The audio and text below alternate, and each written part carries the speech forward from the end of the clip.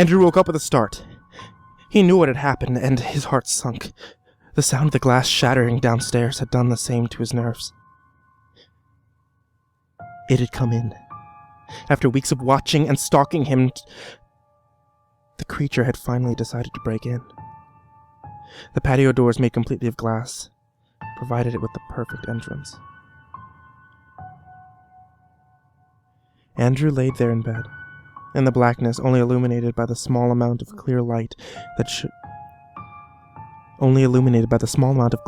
that the moon provided through the space between the curtains. He listened for the creature, listened to see if it was inside, secretly praying that everything would be silent. The terrifying cracking of glass under its feet confirmed his worst fear. It had finally made its way into his home.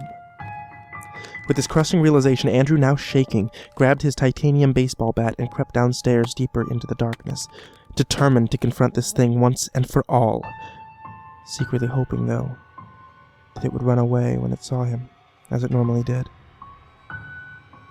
Andrew stood at the bottom of the stairs, listening. At first, all he heard was the cracking of glass under the creature's feet, and then for the first time,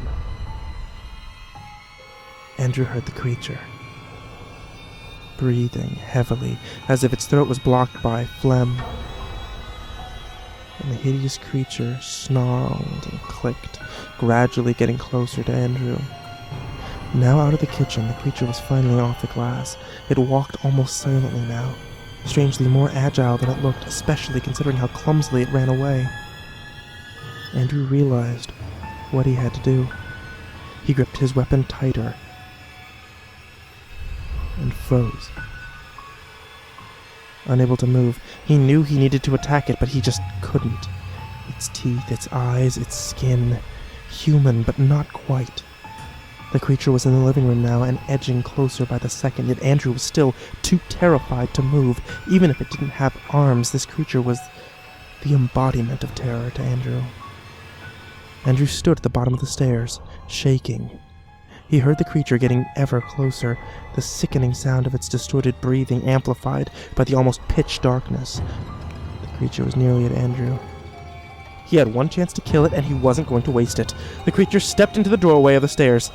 Andrew was hidden just to the left. He swung at full force, hitting the creature in the chest with the bat. The creature staggered back and then stopped and looked at Andrew, its tiny, wide eyes staring into Andrew's soul. Andrew felt a deep fear of the creature, unlike anything that he ever experienced. The creature then let out a gurgled hiss at Andrew, baring all of its sickening, deformed teeth in the process.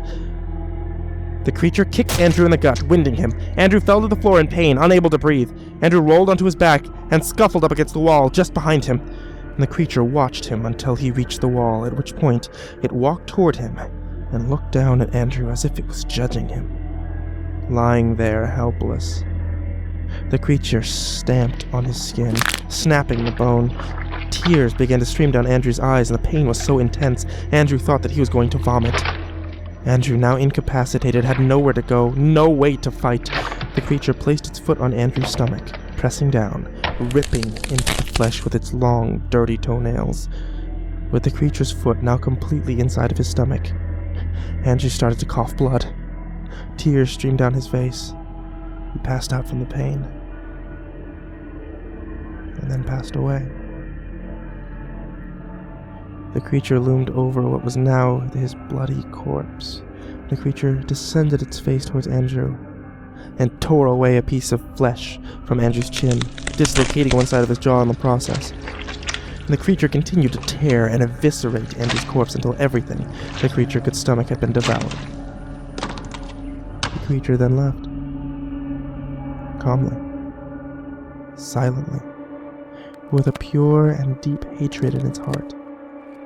The creature left the same way it came in. Through the broken patio doors.